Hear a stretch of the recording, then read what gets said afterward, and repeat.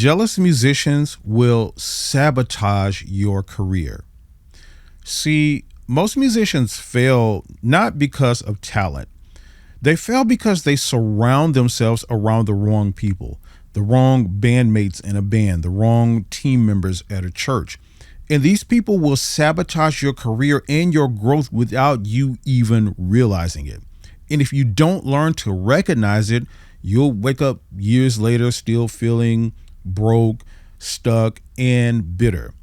So in this video, I'm going to show you exactly how to recognize these jealous musicians and the behavior. And I'm going to show you exactly how to respond to it in a way that's beneficial to you. So what you have to understand first is that not every musician out there has your best interest at heart. It's not necessarily that they're out to get you or all of that kind of stuff. It's that a lot of them are so selfish and so self-centered and working toward their own goals that they will run over any musician that prevents them from getting there or they feel threatened by. So let me tell you a story. I remember when I first got my first director of music job at a church.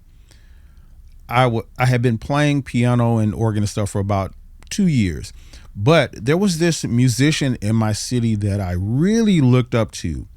And this dude was like cold, man. Like he was a multi-instrumentalist. He was good on keys and organ and drums and all of this kind of stuff. And I really looked up to him.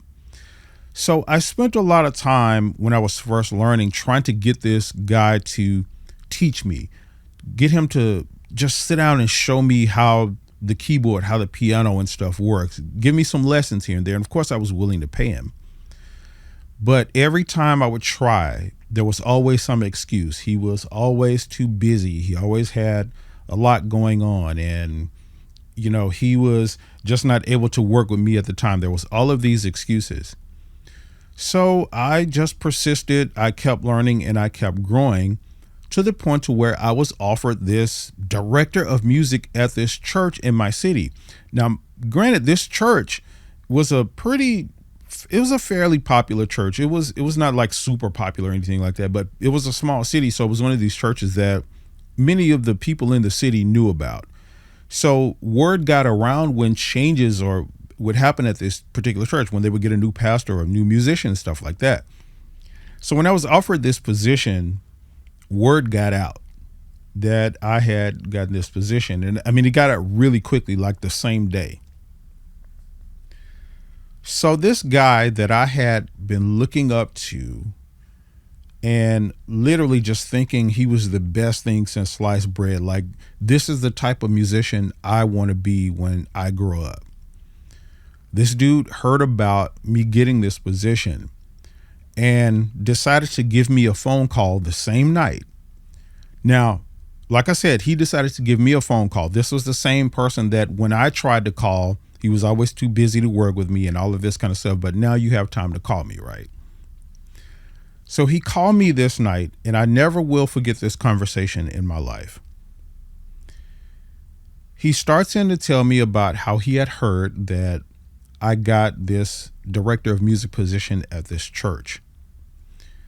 And he was like, okay, cool. And what followed was some of the most hurtful things I've probably ever heard in my life and I've ever experienced in my life. He persisted to tell me how he thought that I wasn't ready, how the position was pretty much too big for me, how I had only been playing for a couple of times. He painted all of these situations. He was literally on like a 10-minute tirade about why this was a bad idea. He talked about how, you know, certain situations can happen. Like what if someone gets up to sing and they sing a song in a key that I can't play in and all of this kind of stuff. And I remember, oh my God, I'm sitting here listening to this dude and I'm like shrinking. Like every part of me is like, I'm feeling everything he's saying, you know, in my body, like I'm just shrinking. I'm becoming nothing. Like I'm excited.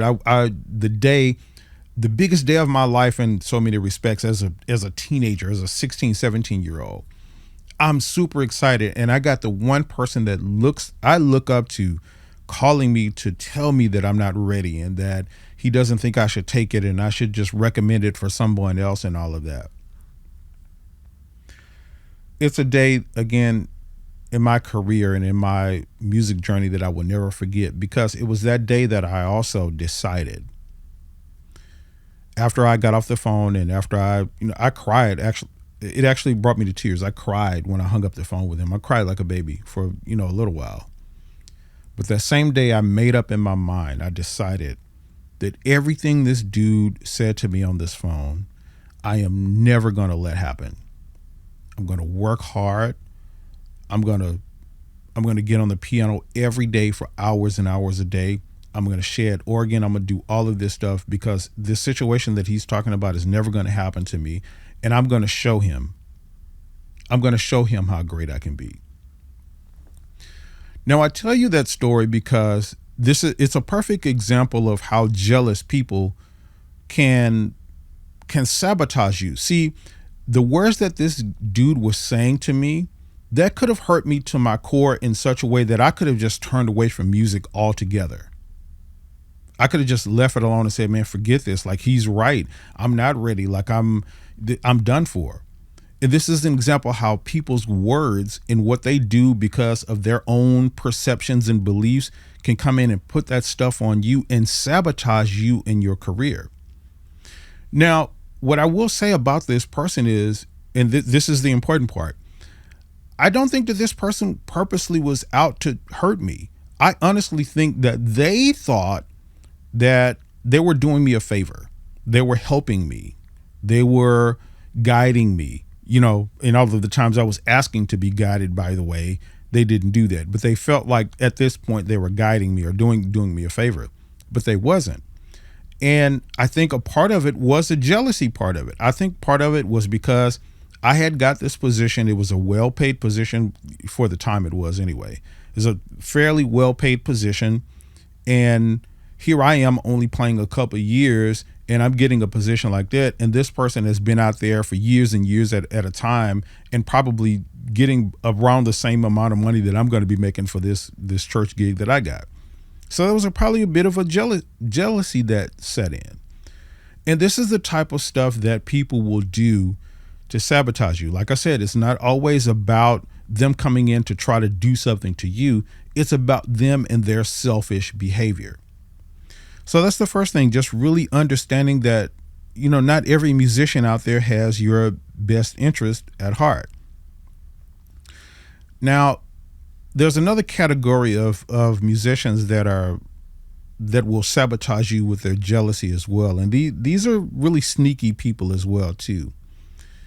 And it has to do with, again, a bit of a perception thing about how people see stuff. I get into conversations / debates and arguments with people in my comment sections on these videos all the time. And it gives me a chance to see how people think and how people see the world. One of the things that I teach in a lot of the courses that I have out and a lot of my clients that I do one-on-one work with and consultations with is the thing of changing their mindset, helping them see the world in a different way. So these type of musicians that will sabotage you, they're the ones that have a perception of the world that is like a scarcity type world. There's not enough work out there to go around. You shouldn't be charging that much. You should do some exposure gigs and all of this kind of stuff. You have those people out there with those kind of perceptions that will put that stuff on you.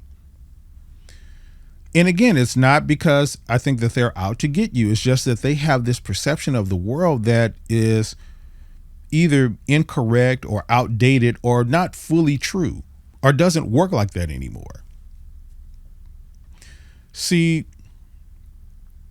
there's always been a difference between people who charge premium prices, musicians particularly who charge premium prices, and those who settle for lesser price stuff. I give an example all the time of watches. You have watches from everything that you can go buy something out of the dollar store for a couple of dollars for a watch that will work, all the way up to stuff like a Rolex watch where you're paying 30, 40, 50, sometimes even $100,000 for. And they're all watches. So the question comes in of how is it that some people are able to charge more for their watches while others can't charge more? And there's many factors that goes into that I won't necessarily get into, but a lot of it comes down to creating a product that's a premium product and marketing it in a way that where people who want a premium product will buy it. And that is something that a lot of people, that business aspect that I just explained is something that a lot of musicians just don't understand. They see the world in a completely different way. They see the world in a way that says, well, I'm out here every day trying to get gigs and I've tried this and the market only offers $100 per gig. So I have to take that or I'm not going to work at all. I have to accept these church jobs that's only going to pay me, $50 a week or $100, how much ever a week, because if I don't take that, somebody else is just going to take it. So I might as well make the money. Like people have that kind of perception, right? And I get it. Like I say, I understand why people have it. And it's because of their perception, but it's about changing the mindset and it's about understanding that there's a different side of it. But the bigger point about that is that people will try to put that mindset on you and it will sabotage your growth. It's what's called a status quo. People will pull you down to their status quo. This is why it's important about what I said earlier about surrounding yourself around the right people, because it rarely happens if you're the person that has the vision and the goals and the dreams and the aspirations, but the rest of the team, you got other 5-10 members on your team that don't have that, and they're just like, well, I just want to, we really can't do anything. Our musicianship can't take us anywhere. You will come down to their level. They're not going to come up to yours. And that's how they sabotage your career. So it's like this really sneaky thing that you got to learn to look out for.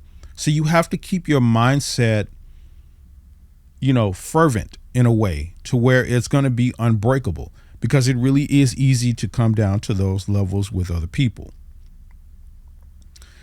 Now, there's a third category too that's a really sneaky part of what musicians do to be, just to sabotage your career, I guess.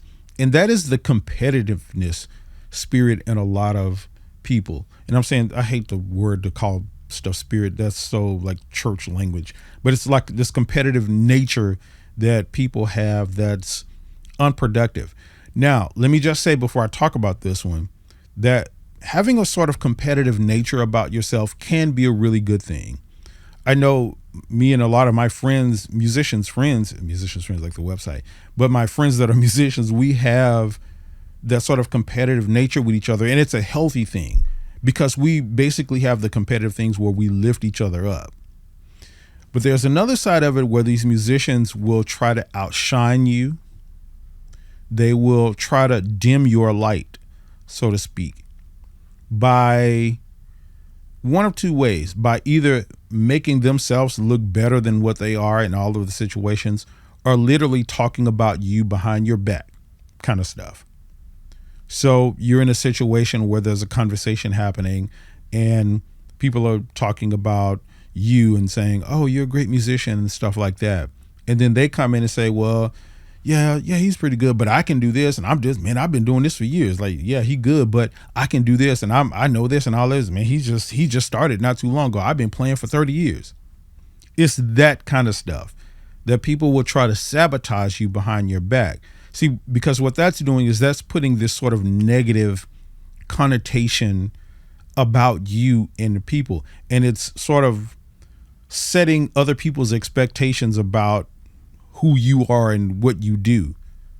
But at the same time, they're trying to lift themselves up. They're trying to say that, hey, yeah, this person is good for what they are, but look at me. Look at what I can do. Look at what I've achieved. Rather than just letting the light shine on someone else, they try to take that light and put it on themselves. And that's how people can sabotage you. Because there are people who, unfortunately, will listen to stuff like that They will get to be a part of cliques and all of this kind of stuff, and they will click off into, you know, different cliques and start talking about you and stuff behind your back. It's unfortunately just the way a lot of us musicians and just humans are in general. But these are the really sneaky ways that people sabotage your career, and you have to learn to recognize these signs. Now, let me be clear here and say, this is important. Hear me on this. It's not always somebody else. It's not always that someone else is out to get you or trying to sabotage you when they do stuff like give you constructive feedback or constructive criticism or just offer you help or something like that. I know a lot of us have these egos, and we have a tendency that every time somebody tells us something, we see it as, oh, that person is out to get me, and you know, they're just the enemy and all of that kind of stuff. No, there actually are some situations where it could be you. You could be the person that's jealous, and you need to check your ego. So let's just get that out of the way. Now, that said, like I said, in most of the instances, it is other people that is coming in and doing that kind of stuff to you. So to recognize that, what you have to do is literally develop your own sort of mindset and view of the world based on the way that things work. And that takes educating yourself a little bit on how business works, how marketing works, how psychology and people works, and things like that. The stuff that I'm explaining to you, I know because I've been in those situations and I've studied those situations to understand how things and people work. So it's important that you have that so you can stand on foundation when these negative people and negative situations and jealous people are coming at you. You learn what it's really about. I'm dealing with a situation right now that I can't really give too much detail of because I would front too many people out, and that's not what I'm looking to do. But I'm dealing with a situation right now where something like that is happening, and I'm seeing the makings of this sort of jealous behavior where it's the shifting of light kind of thing, like I just described. I'm dealing with something exactly like that right now. But guess what? Because I've seen it so many times before and I know how people operate, I'm handling it with ease. I know exactly how to respond, how not to respond, what to say, what not to say. And I stay on my path. And this is what we have to do. Like I say, you have to recognize people, and once you've gone through it enough and you educate yourself on it enough, you see it coming a mile away. So that's how you recognize it. But it's the main thing is to really stay on your path. The story that I explained to you at the beginning of this video, again, is something that could have taken me off my path. But you have to be so kind of steadfast in your mind that what you want to achieve is more important than what somebody else has to say about it. Point blank, period.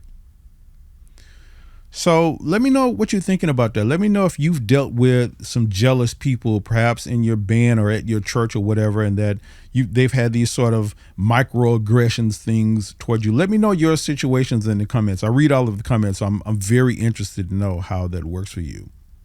And drop down in the comments and let me know that. Make sure you like and subscribe to the channel. When you like this video, it helps. It goes out to more musicians. And of course, your subscription means the world to me. So do that. And I'll see you in the next video.